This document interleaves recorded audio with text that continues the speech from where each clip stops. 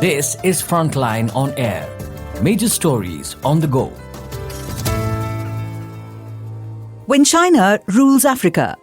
With strategic bases and mammoth trade deals, Beijing's influence in Africa moves beyond trade to empire building, posing myriad challenges to India. V. Anand. Voice by Rakesh Sharma, Timber Media. The 2024 summit of the Forum on China-Africa Cooperation, FOCAC, held from September 4th to September 6th in Beijing, has reinforced China's geopolitical clout over Africa. The FOCAC, which was established in 2000, holds triennial summits. The theme of the 9th summit was joining hands to advance modernization and build a high-level China-Africa community with a shared future. Attended by China and 53 African countries, it adopted the Beijing Declaration on jointly building an all-weather China-Africa community with a shared future for the new era. The growing stature of China in Africa, in what China calls the new era, has markedly upset the established geopolitical configurations in the continent and also Africa's perceptions about China. China and Africa combined is home to 2.8 billion people, accounting for a third of the world's population. China is the world's largest developing economy, and the African continent has the largest number of developing countries.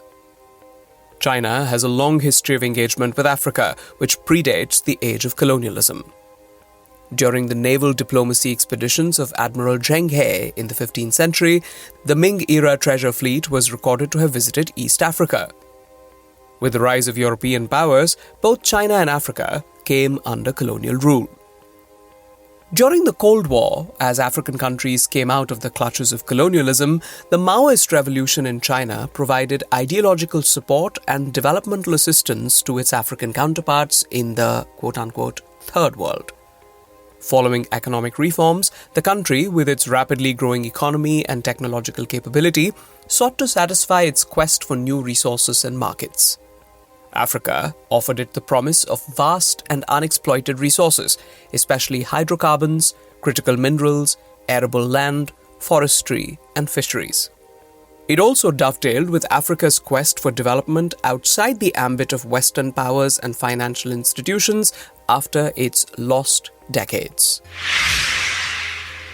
The geostrategic logic of China's engagement with Africa.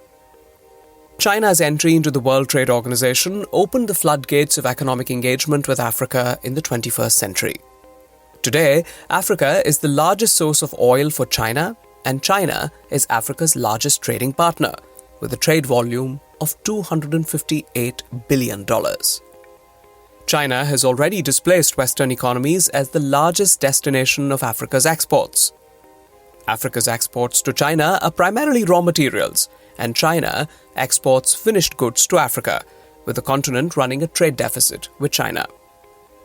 Apart from oil, China sources minerals such as copper, aluminium, iron, uranium, lithium, chromium, and cobalt from Africa. China has diplomatic relations with all countries in Africa except the small landlocked state of Eswatini, which recognizes Taiwan instead of China.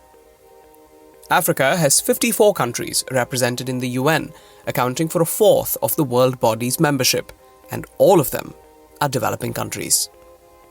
Africa's potential as a decisive vote bank is hence instrumental in increasing China's role in global governance. Africa is also a crucial third pillar and the least developed of the global south, the others being Asia, Oceania, and Latin America, Caribbean. Therefore, China's role in elevating Africa's development status will give credence to its claim for leadership of the global south.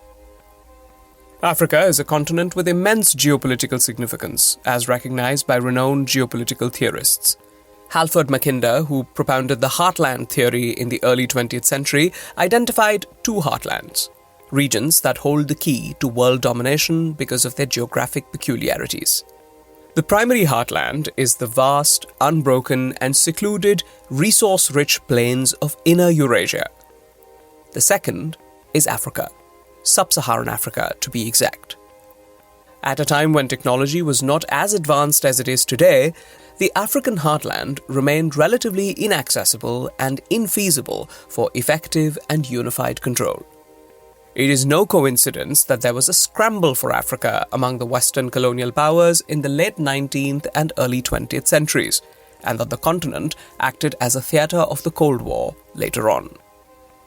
The Soviet Union sought to establish its presence in Africa, resulting in the continent being characterized by Saul Bernard Cohen as a shatterbelt, a politically divided zone whose stability is further undermined by the competition among the major powers in world politics.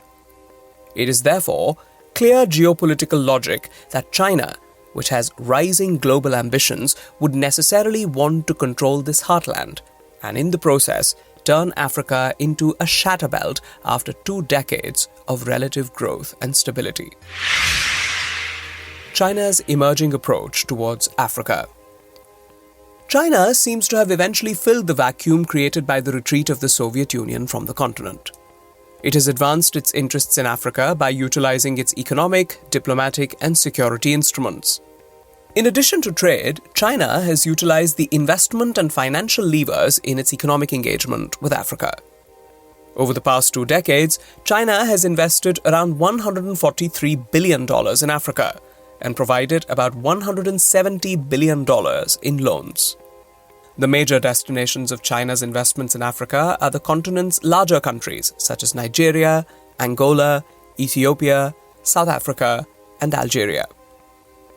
Even though the US remains the largest donor of aid to Africa, China is the largest lender in the infrastructure sector.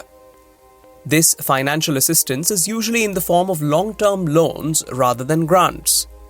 The loans are primarily provided by the Export-Import Bank of China and the China Development Bank, and at near market rates, unlike the concessional rates offered by Western lenders. Around 12% of Africa's external debt is owed to China, with Angola being the largest debtor to China in the continent, followed by Ethiopia, Kenya, Zambia, and Nigeria. However, China's lending has come down over the past decade after hitting its peak in 2016 and is partly reflective of its economic slowdown. Nevertheless, China has not yet expressed its readiness to come up with any debt relief measures. China has also expanded and diversified its security engagement with Africa. In 2019, China became the second largest contributor of peacekeeping forces to Africa. During the 2016 to 2020 period, China emerged as the second largest supplier of arms to Africa. Nigeria, Ethiopia, and Angola led the arms imports from China. Besides advances in peacekeeping and arms sales, China's security engagement in Africa has widened its scope. China's first military base outside its territory was established in Djibouti in 2015, indicating a paradigm shift in the country's approach towards Africa. It is also speculated that China is pursuing a military base in Equatorial Guinea, which would provide China a military presence in the Atlantic coast, facing the Americas. China is also providing training to the military and police forces of some African countries. It has already established a military training school in Tanzania. In light of growing threats to the security of Chinese investments in personnel, China has also deployed private security contractors in some parts of Africa. China's diplomatic approach towards Africa utilizes both bilateral and multilateral channels. For the past 3 decades, it has been an annual diplomatic ritual that the first visit of China's foreign minister every year is to Africa. By doing this, China has consistently signaled to Africa the significance it attaches to the continent. Newer and more general trends reflect the overall transformation of China's diplomacy. Diplomacy in the new era under President Xi Jinping is marked by concepts such as building a community with a shared future for mankind, the Belt and Road Initiative, or BRI, the Global Development Initiative, the Global Security Initiative, and the Global Civilization Initiative. The same rubric is applied to Africa. China has also worked towards elevating the levels of diplomatic engagements in Africa. In 2015, China signed a strategic partnership agreement with the African Union, AU. This was followed by a 2018 agreement synchronizing the AU's Agenda 2063 and China's BRI. In the 2021 FOCAC summit, the China-Africa Cooperation Vision 2035 was adopted to guide China-Africa relations into the future. The Beijing Declaration and Xi Jinping's speech delivered at the 9th FOCAC summit opens a window into China's emerging approach towards Africa in the new era. The Beijing Declaration reiterates that China will, quote, continue to respect African countries' political and economic choices based on their own national conditions and honor the principles of non-interference in African countries' internal affairs and non-attachment of political strings to assistance to Africa. End quote. Leveraging the shared colonial experience. In sharp contrast to its Western partners, China has been battling for more representation of Africa in global multilateral fora. According to the Beijing Declaration, quote, China believes that Africans are qualified to serve as heads of international organizations and institutions and supports their work. End quote. China has strengthened its attack on the West by leveraging the colonial legacy. While the Western powers in Africa have cultivated their influence in the continent on the basis of their colonial ties to the continent, China has initiated its relationship with Africa on the basis of revolutionary resistance against colonialism and imperialism. Therefore, the Beijing Declaration supports the, quote, proclamation on building a united front to promote the cause of justice and payment of reparations to Africans, end quote, which was brought out for the first time in the 37th African Union Summit held in February 2024. China has also supported in the declaration the cause of countries that are under sanctions from the West, such as Eritrea, Sudan, South Sudan, and Zimbabwe. It has clearly expressed its interests in acting as a mediator for conflicts in Africa, projecting itself as a stakeholder of regional peace and stability. In his speech at the summit, Xi proposed to elevate bilateral ties between China and all African countries to the level of strategic relations. He reiterated the shared colonial experience of China and Africa and urged the two sides to work towards modernization that is just and equitable, and keeping in mind, quote, our national realities, end quote, instead of merely following the general rules. Xi also proposed 10 partnership actions aimed at mutual learning among civilizations, trade prosperity, industrial chain cooperation, connectivity, development cooperation, health, agriculture and livelihoods, people-to-people exchanges, green development, and common security.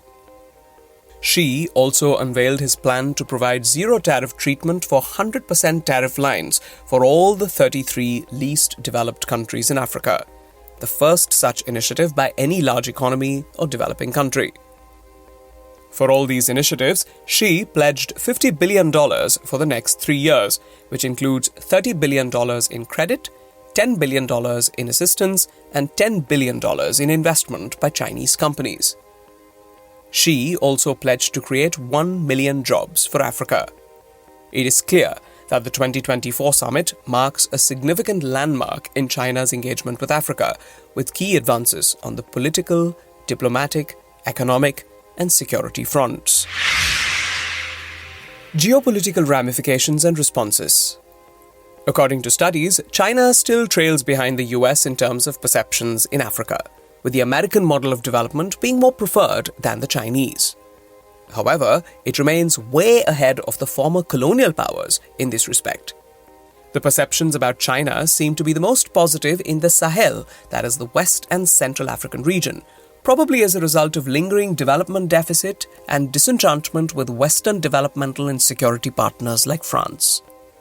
It is also in this region that numerous military coups have happened of late, overthrowing civilian governments that supported status quo relations with France. These coups have led to the rise of governments in Mali, Burkina Faso, and Niger that show an increased preference for Russia as a security partner. It is obvious that China stands to benefit from the windfall, given the current alignments of the major power rivalry.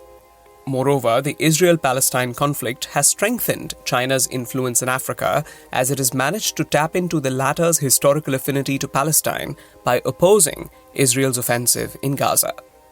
Nevertheless, there seems to be a significant and growing acknowledgement about the overdependence on China. Although China is seen as an alternative development partner to Africa, skeptics argue that China's investment in infrastructure is designed to facilitate extraction and transportation of the resource wealth away from the continent, while treating Africa as a dumping ground for China's cheap products. This is of added concern when the West has adopted protectionist measures against the massive surge of Chinese exports. It is feared that the excess capacity thus accumulated will be diverted to parts of the global south, like Africa. China had previously earned considerable negative publicity in Africa for utilizing imported Chinese labor rather than providing jobs to Africans, an area where China has made some course corrections in response. Similarly, China has expressed its supports towards helping supplying countries of raw materials to increase the value of their industrial chains, as stated in the Beijing Declaration, considering Africa's dissatisfaction with China not accommodating it at the higher levels of industrial value chains built on African resources. Issues of adverse environmental impacts, however, continue to plague Chinese investments in Africa, despite the growth of green investments. As a leader in the green technology sector, China sources a huge quantum of critical minerals from Africa, causing significant environmental harm to resource-rich regions and localities in Africa. It is not just environmental health that is at stake in Africa because of China's growing presence, but also its economic and political health. There are growing concerns about the rise in debts owed to China and the fear of an eventual threat to African sovereignty due to excessive dependence. This has escalated in the wake of recent defaults in countries such as Sri Lanka and Zambia in Africa itself, which were beholden to China's financial largesse. The issue of corruption and violation of human and labor rights are also major causes of concern. Under the guise of non-intervention in internal affairs, China not just turns a blind eye to the above issues, but pursues opaque deals and even supports authoritarian regimes. As a result, China has featured as a major election issue in countries like Zambia, Zimbabwe, and Ghana. There have been instances of attacks too against Chinese personnel in South Africa, Kenya, and the Democratic Republic of the Congo. The contest between India and China. Traditional external powers have been wary of China's growing clout in the continent, especially in the contemporary scenario of growing geopolitical rivalry among major powers. The US has categorized China's activities in Africa as nothing short of destabilizing. China and Russia have a shared interest in displacing the West's influence in Africa, and this may increasingly play out in the coming years. India also has stakes in Africa that are getting increasingly entangled with China's activities in the region. India's ties have stronger historical roots, perhaps than those of China, given the trade and exchanges that have taken place across the Indian Ocean over centuries and even millennia. Similar to China, the shared colonial experience and developmental status have forged relationships of a fraternal nature between both sides. Currently, India has displaced China as the largest developing country in terms of population. However, India's trade, investment, and aid in Africa, as well as its diplomatic and security presence in the continent, are certainly not on a par with that of China. Nevertheless, India has boosted its diplomatic missions, stepped up its economic engagement, and enhanced its security engagement with Africa. India has also involved Africa in major multilateral initiatives on energy and environment, such as the International Solar Alliance, the Global Biofuel Alliance, and the Coalition for Disaster-Resilient Infrastructure. It has even shared technologies related to its digital public infrastructure with African countries. Perhaps India's most significant gesture towards Africa in recent times was its proactive effort to add the AU as a permanent member of the G20 during India's 2023 presidency. Perhaps with this in mind, the Beijing Declaration of 2024 included a line that stated, quote, "Africa appreciates that China is the first country to support the AU in joining the G20." End quote. However, unlike China's omnidirectional approach in Africa, India's diplomatic efforts in the region are primarily concentrated in the eastern and southern parts of Africa. This is because of historical, economic, and societal ties to countries in these regions, thanks to the geographical connectivity via the Indian Ocean. The fact that some of these countries were also former British colonies is another common thread. Significantly, Mauritius, with strong societal, economic, and defense ties to India, is the only African country other than Eswatini to eschew China's BRI. India needs to build its diplomatic outreach outside traditional regions of influence and at the same time leverage its goodwill in the continent to engage consistently with its Western partners and with Japan, which have deeper financial and techno-industrial resources at their disposal. India also needs to push for Africa's inclusion in the Indo-Pacific framework so that its interests are better represented. Africa stands to benefit by riding the Indo-Pacific wave. India can provide a counter to the China alternative and ensure that the continent does not relapse into shatterbelt status in the era of renewed geopolitical rivalry, becoming a theatre for proxy wars. Dr. Anand V. is an assistant professor, senior scale, at the Department of Geopolitics and International Relations, Manipal Academy of Higher Education, Manipal. The views expressed in the article are personal. This is Frontline on Air. Major stories on the go.